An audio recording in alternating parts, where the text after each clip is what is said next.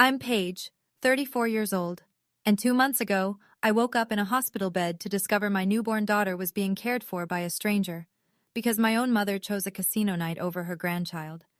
For 9 years, I secretly sent my parents $4,500 every month. That's nearly $500,000. Not once did anyone say thank you. Then came the night I lay in the emergency room with a punctured lung and 3 broken ribs. My baby girl was alone in the NICU, and my mother told my husband, "Paige always has these emergencies. Your sister never has these problems." 3 hours after I canceled every single transfer, my grandfather walked into my hospital room. He carried a thick folder. What he said next changed everything. Before I tell you what happened, if you enjoy stories about standing up for yourself and karma doing its job, please take a moment to like and subscribe, but only if you genuinely connect with this story. Drop a comment below. Where are you watching from, and what time is it there? Now, let me take you back 9 years ago, to the day I made the first transfer that started it all. I was 25, fresh out of college. My first real paycheck had just hit my account, and I remember staring at the number like it was a miracle. Then my phone rang. "Paige?" Mom's voice cracked. She was crying. "It's your father. He had a small stroke." My heart stopped. "What? Is he okay?"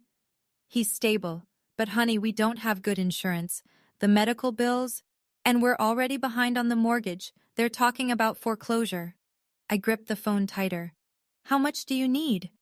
"I hate asking you this. You just started working, but you're the only one who can save this family." $2,000 a month. That's what we agreed on. I set up the automatic transfer that same night. "One more thing," Mom said before hanging up. "Don't tell your father. He'd be so ashamed. This stays between us." I agreed. Of course I agreed. What kind of daughter wouldn't help her family? She never said thank you. Not that first night. Not ever. Instead, she said, "This is what daughters do." 3 days later, I scrolled through Instagram. Megan had posted a new photo. She was holding up a Louis Vuitton bag, grinning at the camera. The caption read, "Best mom ever. She knew I needed some retail therapy after my breakup." I stared at that photo for a long time. I almost called Mom to ask about it. Almost. But then I told myself, maybe the bag was on sale. Maybe Megan really was hurting. Maybe I was being selfish for even questioning it. That was the first lie I told myself. It wouldn't be the last. Year 3. The amount climbed to $3,500. "Megan wants to take an online marketing course," Mom explained. "She's finally found her passion. She wants to be an influencer." Year 5, 4,500. "The house needs repairs. Your father's health isn't getting better. You know how expensive his medications are."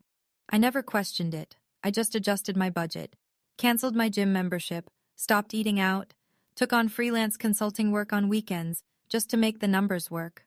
Daniel and I had been dating for 2 years by then. He noticed. "Paige, when are we going to talk about buying a place together?" "Soon," I said. "I just need to save a little more." He didn't push. But one Thanksgiving, after we visited my parents, he asked me something that stuck. "Have you noticed your mom never asks how you're doing?"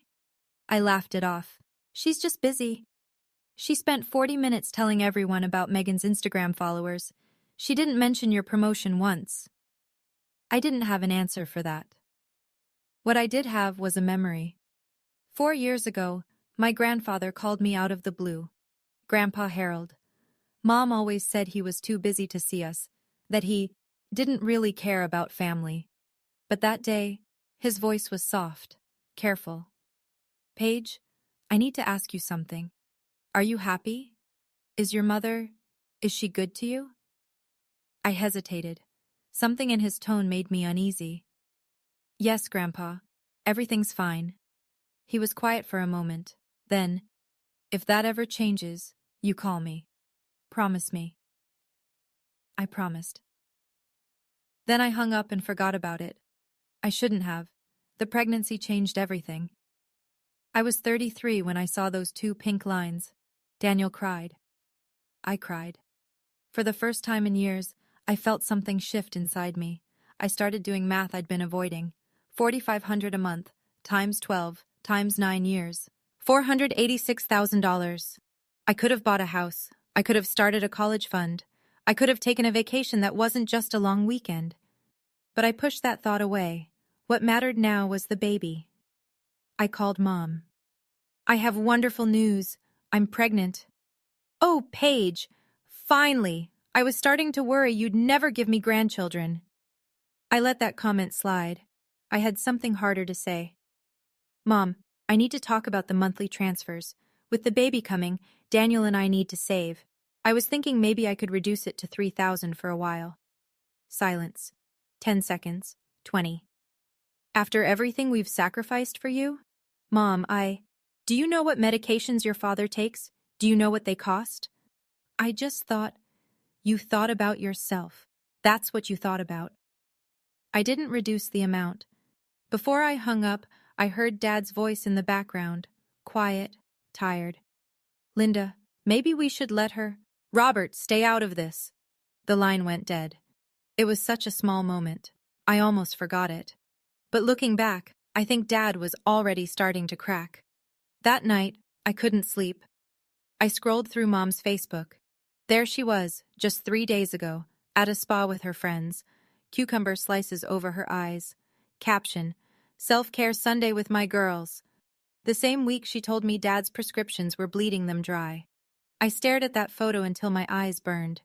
Daniel found me crying at 2 a.m. What's wrong? Nothing, I said.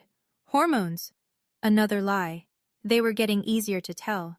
7 months pregnant, exhausted, still sending the money. Daniel sat me down one evening. He had a spreadsheet open on his laptop. I need you to look at something. He'd tracked everything, every transfer, every excuse, every time I'd said just one more month and then kept going. Paige, this is $486,000. Seeing it written out made my chest tight. That's 2 down payments on houses. That's Emma's entire college fund. That's 20 years of retirement savings. I started to defend it. But they needed, did they? He turned the laptop toward me. Your mom posted about a new living room set last month. Your sister just got back from Cabo. Your dad's medications somehow cost more than cancer treatment. I had no answer. I'm not telling you what to do, Daniel said quietly. But I need you to ask yourself something.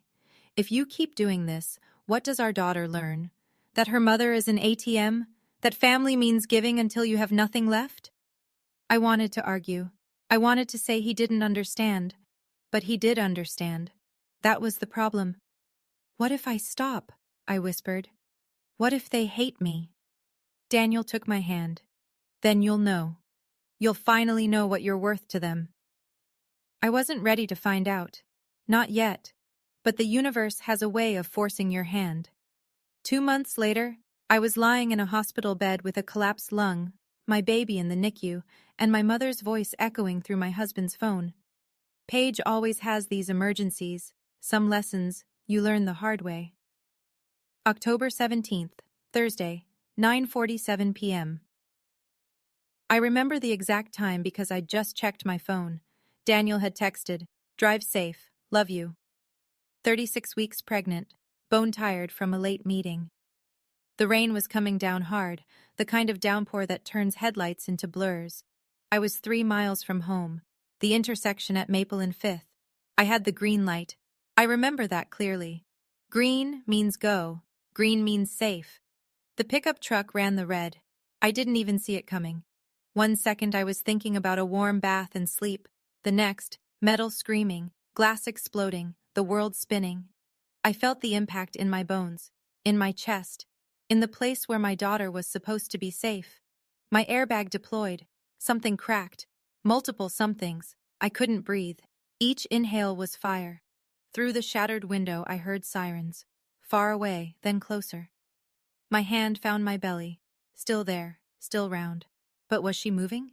I couldn't tell. Everything hurt too much. Ma'am? Ma'am, can you hear me? Flashlights. Voices. Someone cutting through my seatbelt. She's pregnant. We need to move now. I tried to speak. Tried to say, save her first. But no sound came out. The last thing I saw before everything went black was a paramedic's face, young and scared. The last thing I thought was, please, not her. Take me if you have to, but not her. Then nothing. I wouldn't wake up for 14 hours. And when I did, I'd learn exactly what my family was made of. Daniel was in Seattle when his phone rang. He told me later how it happened. He was in his hotel room, reviewing code for a morning presentation. The caller ID said Denver General. Mr. Reynolds, this is Dr. Okonkwo. Your wife has been in a serious accident. He doesn't remember packing, doesn't remember calling the airline, just fragments. Running through the airport, begging for an earlier flight, being told the soonest departure was 6 hours away. Is she alive? He kept asking. Is the baby alive? Your wife is in surgery, emergency C-section. We had to deliver the baby early. She's in the NICU now. And Paige? Punctured lung, 3 broken ribs, internal bleeding. She's critical but stable. Daniel stood in the middle of SeaTac Airport and felt the ground disappear. 6 hours. He couldn't get there for 6 hours. His wife was unconscious in surgery. His newborn daughter was alone in the NICU, and he was 2,000 miles away. He did the only thing he could think of. He called my mother. She lived 20 minutes from the hospital. 20 minutes. She could be there before the surgery ended. She could hold Emma. She could be there when I woke up. The phone rang 4 times. Hello? Mom's voice was cheerful, relaxed. Linda, it's Daniel. Paige has been in an accident. She's in surgery. The baby... Oh my God. A gasp. Genuine shock. Is she okay? I don't know. I need you to go to the hospital. Please, I can't get there for 6 hours. A pause. Too long. Tonight? And that's when everything changed. Yes, tonight. Daniel's voice cracked. Now. Please. Your granddaughter is in the NICU alone. Another pause. In the background, Daniel heard something. Bells. Electronic chimes. The unmistakable soundtrack of slot machines. Daniel, you know Megan is on her Caribbean cruise this week. What does that have to do with... I promised to watch her cat. Whiskers gets anxious when he's alone. Daniel laughed. He actually laughed, because surely this was a joke. Linda, your daughter is in the ICU. Your granddaughter was just born premature. I'm asking you to drive 20 minutes. Paige always has these emergencies. Her voice turned cold, annoyed. Your sister never has these problems. Megan is so organized, so put together. Maybe if Paige wasn't always working late. She was driving home from work, Linda. A truck ran a red light. Well, I'm sure it's not as serious as it sounds. You know how hospitals exaggerate. Call me tomorrow when things calm down. The slot machines chimed again, louder now. She wasn't even trying to hide it. You're at a casino, Daniel said flatly. I'm having a night out with friends. Is that a crime? Your daughter almost died. And she didn't, did she? She'll be fine. She's always fine. A sigh, heavy with inconvenience. Besides, Daniel, you married her. This is your responsibility, not mine. She hung up. Daniel stared at his phone for a long time. Then he did something he'd never done before. He scrolled to a contact he'd saved months ago, just in case. A number Paige had mentioned once, years back. Harold Green. He pressed call. At 78 years old, my grandfather answered on the second ring. I woke up to fluorescent lights and a tube down my throat. Everything hurt. My chest, my arm, my head, even my thoughts felt bruised. A nurse leaned over me. Mrs. Reynolds, you're in the ICU. You've been in surgery. Try not to move. I couldn't speak with the tube, but my hand flew to my stomach. Flat. Empty. Panic. Pure, white-hot panic. The nurse understood. Your daughter is alive. She's in the NICU. She's small but strong. I started crying. Couldn't stop. They removed the tube an hour later. My voice came out like sandpaper. Where's my husband? He's on a flight. Should land in 2 hours. My mother? The nurse hesitated. That hesitation told me everything. No family has come yet, ma'am. No one. My daughter was born, and no one from my family came. I asked for my phone. They'd saved it from the wreckage. Cracked screen, but functional. No missed calls from Mom. No texts. Nothing. but there was one notification, an Instagram post from Megan, time-stamped 3 hours ago, a selfie on a cruise ship deck, cocktail in hand. Caption, "Living my best life, Caribbean vibes only." I put the phone down. "I need to hire a night nurse," I told the attending. "Someone to stay with my daughter in the NICU until my husband arrives." They connected me with an agency. 40 minutes later, a woman walked into my room. "Mrs. Reynolds, I'm Maggie. I'll be taking care of Emma tonight." She was mid-40s, warm eyes, competent hands.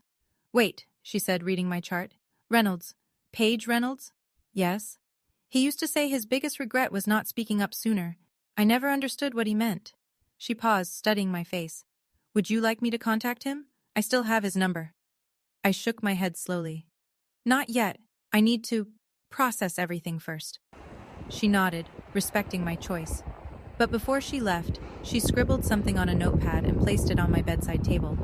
"Just in case you change your mind."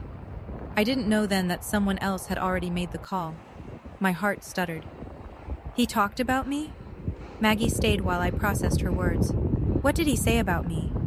"That you were brilliant, that you worked too hard, that he worried about you." She paused. "He also said his biggest regret was not speaking up sooner." I never understood what he meant. I didn't either, not then. After Maggie left to check on Emma, I lay alone in the dark. My right arm was in a cast. Every breath sent pain shooting through my ribs. But my mind was sharp, sharper than it had been in years. I fumbled for my phone with my left hand, opened my banking app. The transaction history loaded. 9 years of transfers. Automatic, reliable, like clockwork. $4,500 every single month. I scrolled back, and back, and back. Not one thank you text in the records, not one acknowledgement, just money flowing out into a void that was never satisfied. My finger hovered over the settings. Manage automatic transfers. Mom's voice echoed in my head. This is what daughters do. But what do mothers do? What do mothers do when their daughters are bleeding in emergency rooms? They show up. That's what they do. Unless they don't. I tapped the screen. Cancel transfer. Are you sure? Yes. Another tap. Cancel transfer. Are you sure? Yes. 9 years. $486,000. 3 taps. That's all it took to end it. I put the phone down. For the first time in almost a decade, I felt something loosen in my chest. Something that had nothing to do with broken ribs. I should have done this years ago. 3 hours later, my hospital room door opened. And there stood my grandfather. He looked exactly as I remembered. Tall, even at 78. Silver hair cropped short. Eyes that missed nothing. The eyes of a man who'd spent 40 years reading people from a judge's bench. "Paige." His voice broke on my name. "My girl." I came as fast as I could. I burst into tears. He crossed the room in 3 strides and took my hand. My good hand, the one without the cast. His grip was warm and steady. "I'm here now," he said. "I'm here." I couldn't speak. 4 years. It had been 4 years since I'd seen him. Mom always had an excuse. "Grandpa's traveling. Grandpa's busy with his foundation. Grandpa doesn't really do family visits anymore." I thought. I choked on the words. "Mom said you didn't want to see me." His jaw tightened. "She told me the same thing about you." We stared at each other. Years of manipulation, suddenly visible. "Daniel called me tonight," Grandpa said. "He told me what happened. What your mother said." Shame flooded through me. "Grandpa, No." He squeezed my hand. "You don't apologize. You have nothing to apologize for." He reached into his coat and pulled out a folder. Thick, manila, worn at the edges. "Paige, I need to tell you something. I've known for a while now. About the money." My stomach dropped. "What?" "The transfers, every month, for 9 years." He opened the folder. Inside were bank statements, my bank statements. "I've been watching." "How?" "I have my ways." A ghost of a smile. "Old habits from the bench. I knew something was wrong, so I looked." I stared at the papers. Every transaction, documented. Why didn't you say anything? He was quiet for a long moment. When he spoke, his voice carried decades of regret. Because I made the same mistake with your grandmother. I saw problems in our family and stayed silent, hoping they'd fix themselves. She died before I could make things right. He met my eyes. I thought, foolishly, that if I gave Linda enough rope, she might choose to do better on her own, that a mother's love would eventually win out. His jaw tightened. Instead, she used that rope to tie you down for 9 years. She failed, and I won't make the same mistake twice. Grandpa pulled a chair close to my bed. The folder lay open between us like evidence in a courtroom. $486,000, he said quietly. That's what you've given them. I nodded. Speaking felt impossible. Do you know what your mother tells people at family gatherings? I shook my head. That you're too busy for family, that you're selfish, that you never help out. His voice hardened. She stood in my living room last Christmas and told me you refused to contribute to your father's medical bills.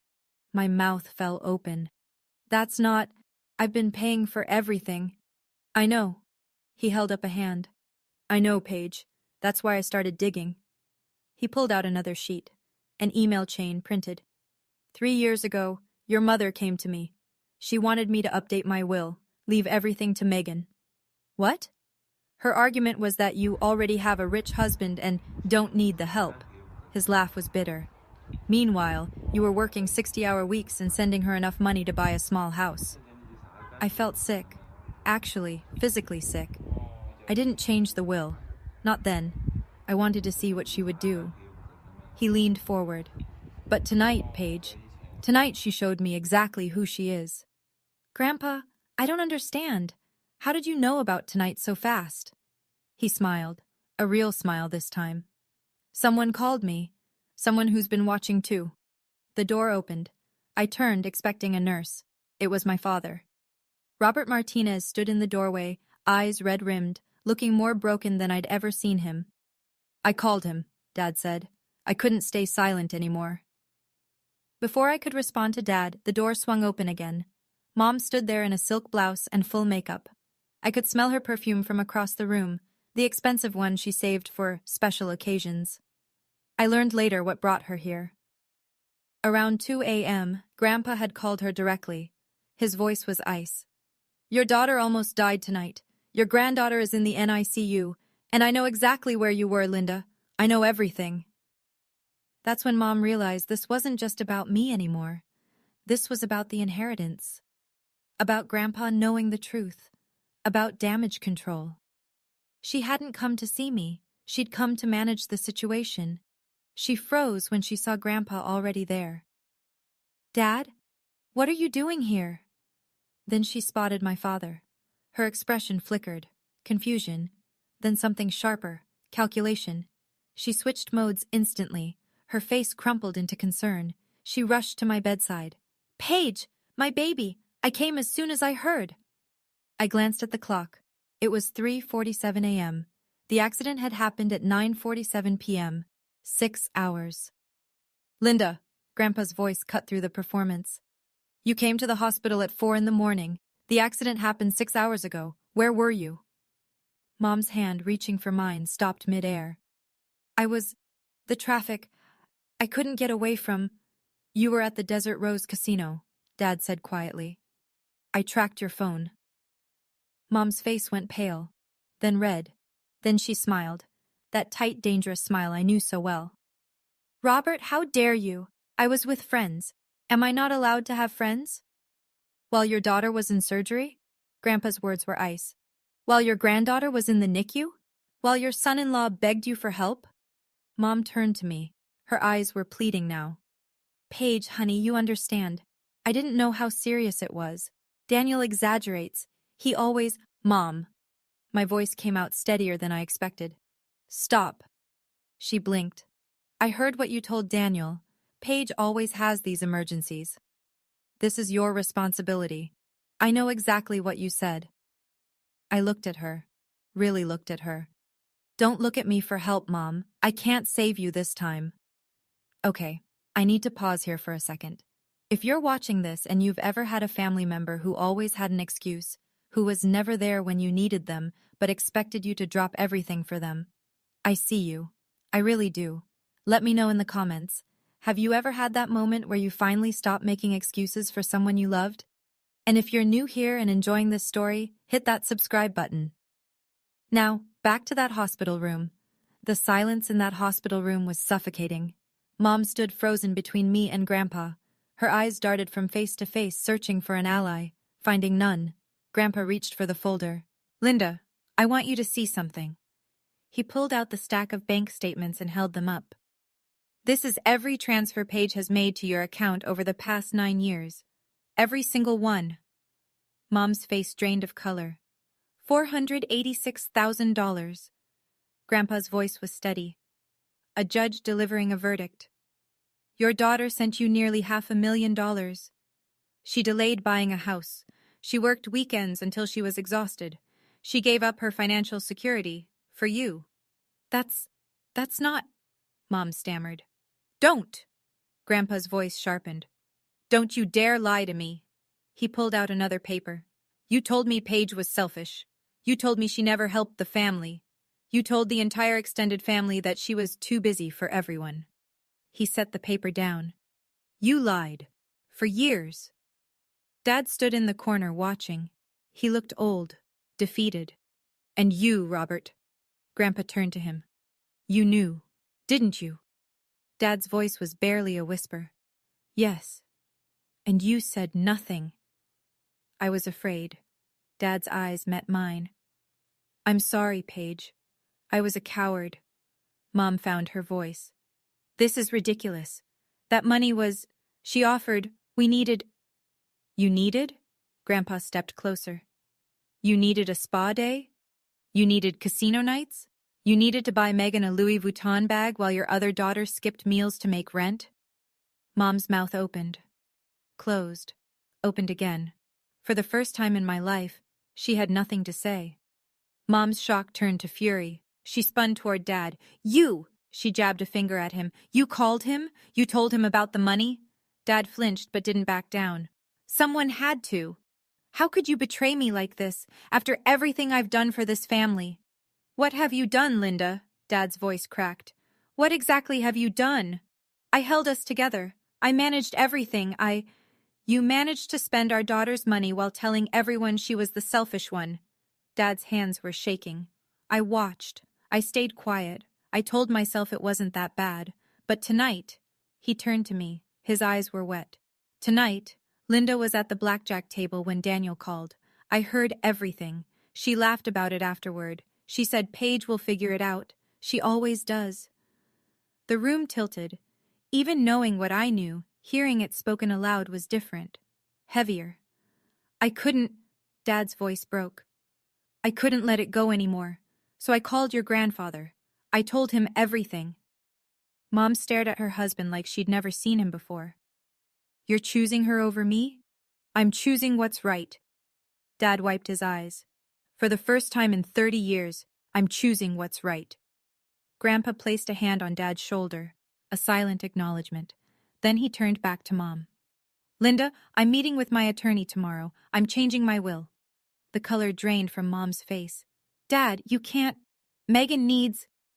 Megan is 29 years old and has never held a job. That's not Megan's fault. That's yours." "But..." "We're done here, Linda." Grandpa's voice was final. "We're done." Mom's composure shattered. "Dad, please, you don't understand. Paige doesn't need the money. She has Daniel. She has her career. Megan has nothing." "Megan has nothing because you never let her have anything," Grandpa said. "You gave her money instead of responsibility, comfort instead of character. That's not love, Linda. That's sabotage." Mom turned to me, desperate now. "Paige, talk to him. Tell him we can work this out. We're family." I looked at her, really looked. This was the woman who taught me to ride a bike, who braided my hair before school, who told me I could be anything I wanted. This was also the woman who spent 9 years taking my money and telling everyone I was selfish, who chose a casino over her dying daughter, who made me feel guilty for existing. Both things were true, and that was the hardest part. "Mom," My voice was calm. I was surprised by how calm. I can't help you this time. But I've helped you for 9 years. I'm done. She started crying. Real tears or performance tears. I couldn't tell anymore. Maybe there was no difference. Grandpa touched my hand. Paige, I don't know if you want anything from me. After all this time. After how I failed you by not speaking up sooner. His voice wavered. But I want you to know. I see you. I've always seen you. I squeezed his hand. I don't need money, Grandpa. I know. I just needed someone to show up. He smiled, the first real smile I'd seen from him in years. You'll have both. I'll make sure of it. Mom watched us. Something shifted in her face. The tears stopped. And in that moment, I saw it. She wasn't sad. She was calculating her next move. 4 weeks passed. My ribs healed. My lung reinflated.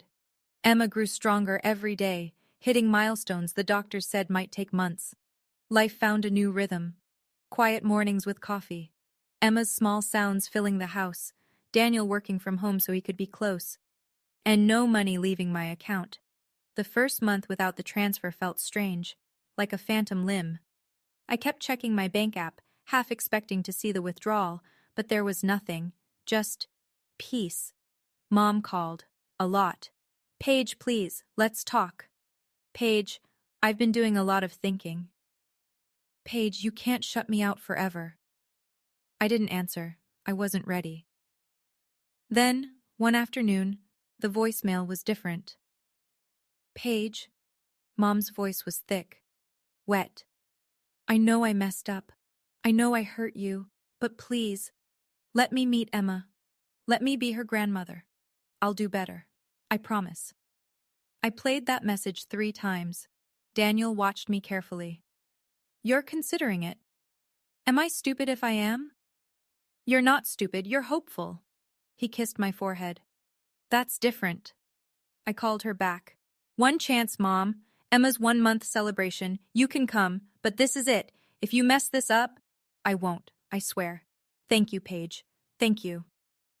The party was set. 20 people, Grandpa, Dad, a few close friends, colleagues from work, and Mom. Daniel helped me prepare. Decorations, food, a small playlist. Are you sure about this? He asked the night before. I looked at Emma sleeping in her bassinet. No, but I need to know, once and for all. He nodded. He understood. We both knew this wasn't really about second chances. It was about closure. The party started at 2. Grandpa arrived first, carrying a stuffed elephant bigger than Emma. Dad came alone. He and Mom had driven separately, which I noticed but didn't mention. Friends filtered in, colleagues. The house filled with warm bodies and warmer wishes. Emma slept through most of it, blissfully unaware of her own celebration. Mom arrived at 2:45, 45 minutes late. She walked in with Megan. I hadn't invited Megan. Surprise! Mom beamed. Megan flew back early from her trip to meet her niece. Megan smiled her Instagram smile. Hey sis, congrats on the baby. I forced a smile back. Thanks for coming. Daniel's hand found mine, a warning, a support. Mom made the rounds, hugging people, exclaiming over decorations, playing the doting grandmother. To anyone watching, she was perfect. But I watched her eyes. She kept glancing at Grandpa, every few minutes, checking his location, tracking his movements. I wasn't the only one who noticed. Your mother's up to something, Daniel murmured. I know. 30 minutes into the party, I slipped into the kitchen for more napkins. Megan was there, on her phone. She didn't see me. Mom, you need to talk to him soon. She was whispering, but the kitchen had good acoustics. I can't keep living like this. I need that money. I froze. I know, honey.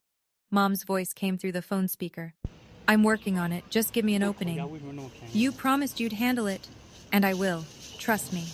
I stepped back, silent. So this was it. The second chance, the apology, the tears. All of it was a play. All of it was about the inheritance. I should have known. I did know. I just didn't want to believe it. I walked back to the living room, calm, focused. Daniel saw my face and understood immediately. What happened? Watch. Mom had cornered Grandpa near the window. They were speaking in low voices. She had her hand on his arm, the gentle, pleading gesture she'd perfected over decades. But someone had set up the karaoke machine earlier. The wireless microphone sat on the side table, and the speaker system was on. Mom didn't notice. Dad, I know things have been tense. Her voice carried through the room, amplified. Clear. But you have to understand, Megan needs the inheritance more than Paige does. Paige has a husband, a career. Megan has nothing. The room went silent. 20 pairs of eyes turned toward the window. Mom kept talking, oblivious. I'm not asking you to cut Paige out completely, just reconsider the split. It's only fair. Someone coughed. The sound cut through the air. Mom turned, saw the faces, saw the microphone on the table, its red light blinking. The color left her face. She looked around. That's not, you're taking this out of context. What context would make that better, Linda? My colleague Sarah stepped forward. Did I hear that right? You're lobbying for inheritance money at your granddaughter's party? You don't understand our family. I understand plenty. Sarah's voice was steel. Paige is one of the most generous people I know. And you're here playing politics with a baby in the next room? Mom's mouth opened and closed. No sound came out. Grandpa stepped away from her. His face was stone. Everyone in this room just heard what I've known for years. His voice carried, clear and final. My daughter sees her children as resources to exploit, not people to love. The room held its breath. I stood up. My legs were steady. My voice was clear. Mom! She turned to me. Tears were forming. Real or fake, I'd never know. Paige, please. This is a misunderstanding. I was just trying to… Stop. One word. Gentle but firm. She stopped.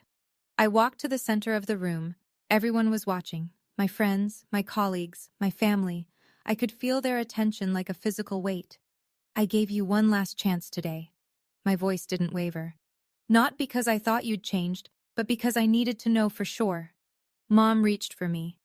Paige, for 9 years, I sent you $4,500 every month. You know what that adds up to? $486,000. $500,000. Gasps. Someone whispered, "Oh my God."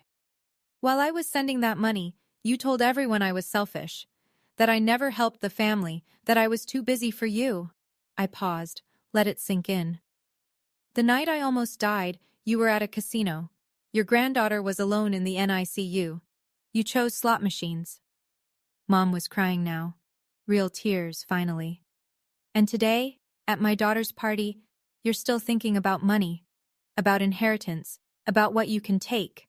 I stepped closer. I'm not doing this out of anger, Mom. I'm doing this out of love. My voice softened. For my daughter.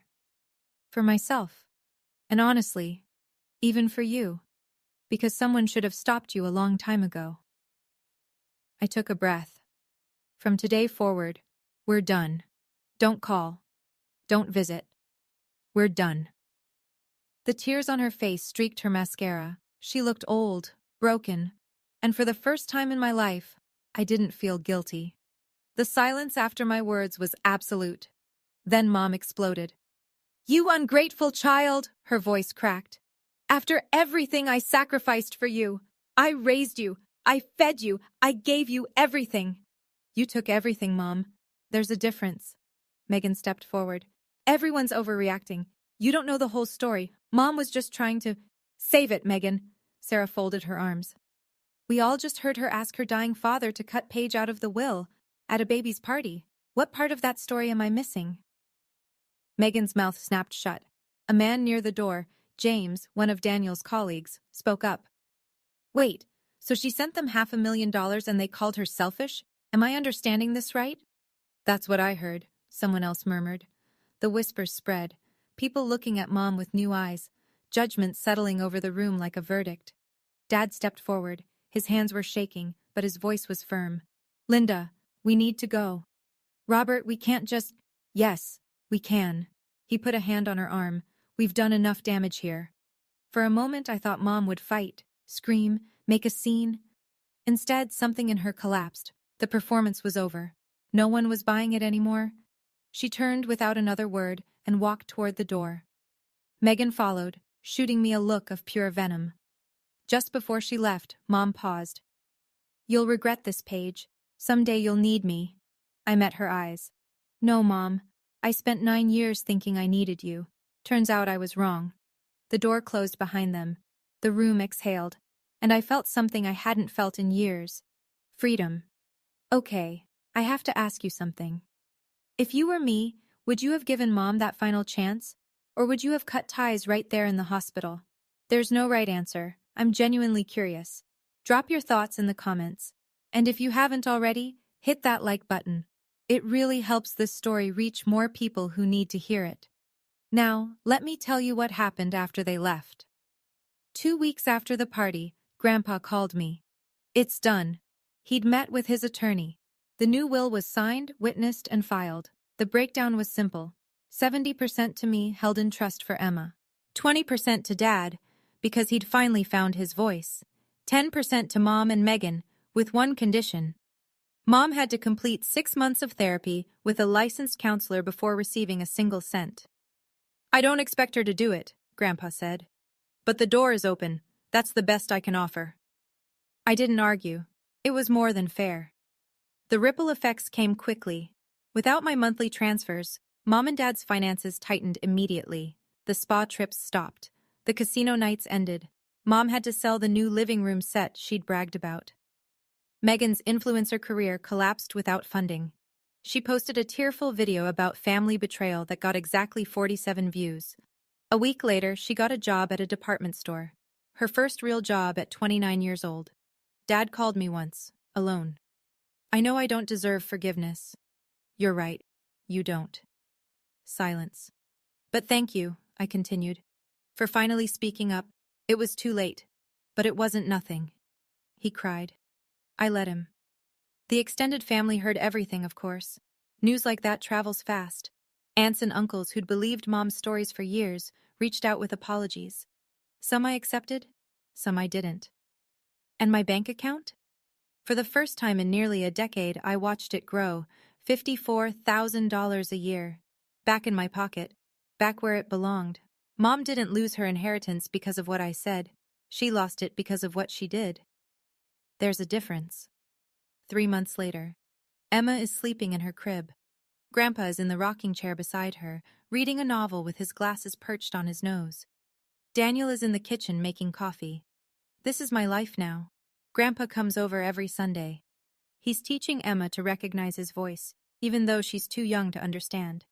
He sings her old folk songs from his childhood. He tells her stories about her great-grandmother, the woman who saw through Mom's manipulation 50 years ago. "She would have loved you," he tells Emma. "She would have spoiled you rotten." I watch them together and feel something heal. The money from the canceled transfers has already made a difference. We paid off the mortgage early, started a college fund for Emma. Took a vacation, our first real vacation in years, to a cabin in the mountains where the only sound was wind through pine trees. Dad calls sometimes. We talk, carefully. He's still with Mom, but something has shifted. He started setting boundaries, small ones, but real. "It's not much," he told me last week, "but it's a start. That's more than most people manage." He was quiet for a moment. Then, "I'm proud of you, Paige. I should have said it years ago, but I'm saying it now." I didn't know how much I needed to hear that until he said it. Healing isn't linear. Some days I reach for my phone to call Mom. Force of habit.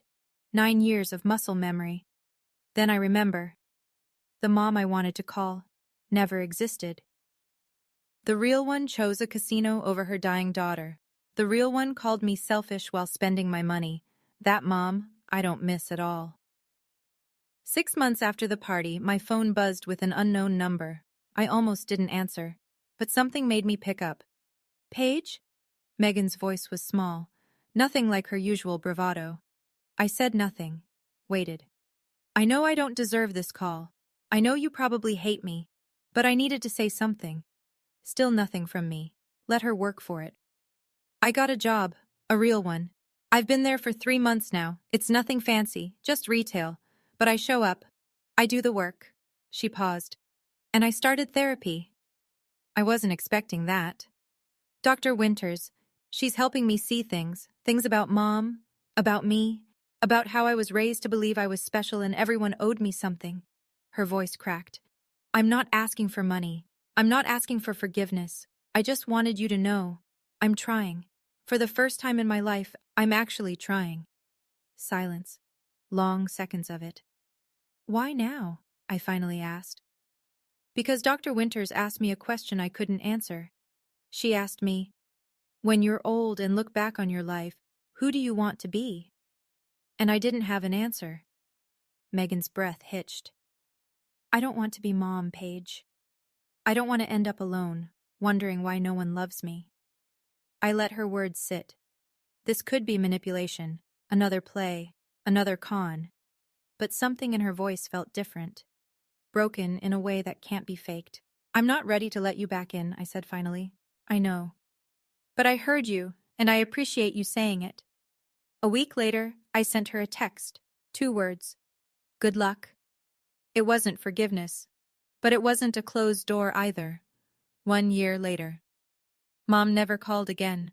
I heard through Dad that she's living with an old friend now. The house was sold. Turns out there were more debts than anyone knew. No more casino nights. No more spa days. No more elaborate performances of motherhood. I don't feel happy about it. But I don't feel sad either. I feel free. Megan and I aren't close. We may never be. But she's still in therapy. Still working. She sent Emma a birthday card. Handmade, not bought. A small thing, but a real one. Dad comes to dinner once a month. He and Daniel talk about football. He holds Emma with a tenderness I never saw when I was young. Maybe he's making up for lost time. Maybe he's just tired of being the man he was. Either way, I let him try. And Grandpa? Grandpa is here every Sunday. He's teaching Emma to play chess, even though she still tries to eat the pieces. He's writing a memoir about his years on the bench, and he asked me to help him edit it. You're the only one I trust with the truth, he said. I cried when he said that. The good kind of crying. Last week I was putting Emma to bed. She grabbed my finger with her tiny hand and looked at me with those big, trusting eyes, and I made her a promise. I will never make you feel like you have to earn my love. You are enough. You have always been enough. Family isn't blood. Family is who shows up, who stays, who chooses you, not because they have to, but because they want to. I finally found mine, and it was worth everything I lost to get here. Before I go, I want to share a few things I learned through all of this, not as advice because I don't know your situation, just things that helped me. First, guilt is not the same as love. For years I confused them. I thought feeling guilty about not helping meant I loved my family, but guilt is a tool people use to control you. Love doesn't work that way. Love doesn't keep score. Love doesn't make you feel small. Second, you can't set yourself on fire to keep others warm. I know you've heard this before, but hearing it and believing it are different things. It took me almost dying to finally believe it. I hope you don't wait that long. Third, the people who matter will understand your boundaries. When I finally drew a line, I was terrified. I thought everyone would abandon me. But the opposite happened. The people who truly loved me respected my decision. The people who didn't? They just showed me who they really were. And finally, choosing yourself is not selfish. It's survival, it's self-respect. It's teaching your children that their mother knows her own worth. Emma will grow up seeing a mom who doesn't apologize for existing, who doesn't beg for crumbs of affection, who knows, really knows, that she deserves better. That's the greatest gift I can give her. Thank you for staying with me through this entire story. It wasn't easy to tell, and I'm sure it wasn't easy to hear, especially if you've been through something similar. If this story resonated with you, I'd love to hear from you. Drop a comment and tell me, what would you have done differently? Or maybe, what did you recognize from your own life? If you're new here, consider subscribing. I share stories like this one, real stories about standing up for yourself, setting boundaries, and finding your people, There are more stories waiting for you in the description below, and remember, you deserve people who choose you back. Not because of what you can give them, not because of what they can take from you, just because of who you are. You're enough. You've always been enough. Thank you for watching. I'll see you in the next one.